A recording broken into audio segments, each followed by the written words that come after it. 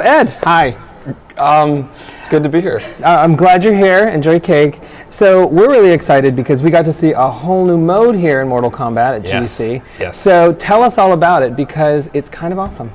Yeah, you know, it's called Challenge Tower. It's another single-player experience that we're giving for players in addition to our story mode, and it's imagined like this tower of little challenges to give to the player that slight variations on the play mechanic, kind of zany things, fighting without a head, fighting without arms, throwing your arms and legs at people, and imagine 300 of them, many hours of going through, and the greatest prize in the world at the very top.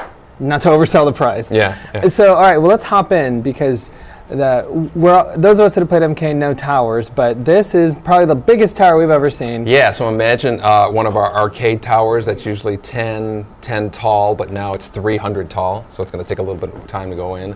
But you have all these crazy modes in there, all the return of a lot of features. Test your might, test your sight, test your strike, test your luck. So a lot of testing. Test your luck. What is that?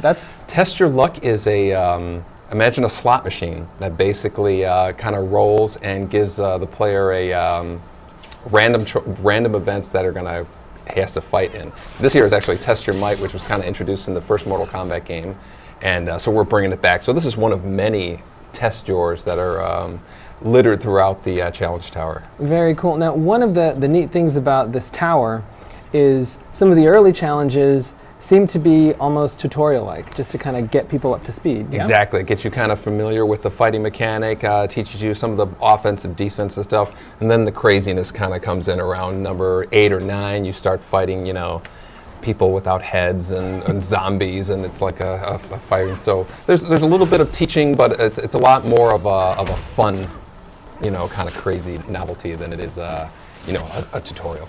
Yeah, and we definitely need to call out the fact that the game blew us away with the visuals when we saw it at E3, and it's certainly come together even more. So what's it been like just to bring MK to look like this? And I'm sure that Sonya's vest is bulletproof and protective, right? Yeah, pretty much. Our graphics are one of the things that we're most excited about. When you think about it, this is the first time that we've done a Mortal Kombat game, an M-rated Mortal Kombat game on this generation of platforms. So we have, easily the most sophisticated presentation of human anatomy as well as blood and all the kind of crazy violent stuff that we've done in the past. And your X-ray, the X-ray attacks we have to call out because they are totally nuts. Yeah, the X-ray attack is probably the most devastating move we've ever put in a Mortal Kombat game. You see insides breaking right there. You see the kind of neck breaking, and she slams Brock on his head. You see his skull crack. It's a really a lot of internal damage is kind of highlighted in there. And the meter at the bottom now lets you, in addition to doing the X-ray attacks, which are sort of like, I guess, the upper end, you can power up your normal attacks as well. Exactly. You can do 3 things. You can either do enhanced versions of your special moves, which is like, Nightwolf he'll shoot 1 arrow or shoot 3 arrows for the enhanced version. Or you can do the breakers, which is something that we introduced in Deception, so you can break out of a combat. Or you can save it all up and kind of spend it all on 1 X-ray move, which is, easily the most devastating in terms of damage. Now, and we're also checking out some of the stages. And this particular challenge is really interesting because you're telling people to target specific kind of sections on the body. Yeah. This one is kind of like you have to have a certain amount of head hits, chest hits, gut hits, and leg hits. And so, as you're fighting, that's your real goal, is to get that. It's not so much of just wear your opponent down. It's hit them in so many different places, and that's a little bit of a tutorial, but it starts as you gradually go through the Challenge Tower. It gets more and more kind of zany. Before you know it, you're throwing your arms at people and all this crazy stuff. Yeah, and we've been, as we've been seeing these little modes here, we've definitely seen a lot of familiar faces, from the series. How's the fan reaction been? Because the internet kind of exploded when you guys, unveiled this game and started saying some things about the roster. So what's it like? This game is all about returning to MK2 and 3, and so it's kind of like, For the most part, I've always been kind of saying, this is, if you have a favorite character from Mortal Kombat 1, 2, or 3, there's a pretty good chance that you're going to see them in this game. And we've slowly revealed, kind of verifying certain characters being in the game, but we've been pretty consistent with that as the new characters have been announced. Yeah, and it's like, and I guess in a lot of ways the fans have been saved the hassle of harassing you to put characters in the game, because pretty much almost anybody people would want is in, right?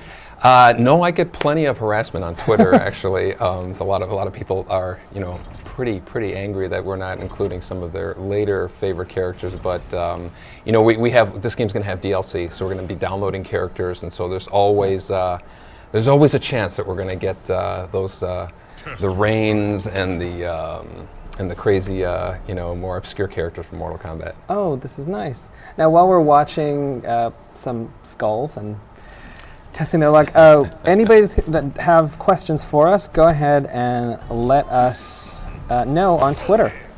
Our @Gamespot.com Twitter feed. Go ahead and let us know if you've got questions. I've got a lot of people from overseas lamenting just when they're about to go to bed, something like this happens and they have to stay awake. Sorry, dudes. Now, let's see. What else have you guys shown new off here at GDC? So we definitely had the Challenge Tower, which is one of the biggies. We got to see some new playable characters. Yeah, we've actually introduced some new characters, and when we have some gameplay that shows off their kind of crazy antics, as well as one of the, in my opinion, one of the best stage fatalities we've ever had in a Mortal Kombat game. And it really gives you an indication of just how many layers are in the fighting engine. This game we've really tailored for the hardcore fighting engine more than any Mortal Kombat game we've done before. So we have things in there that we really feel the kind of tournament players that we're really going to eat up.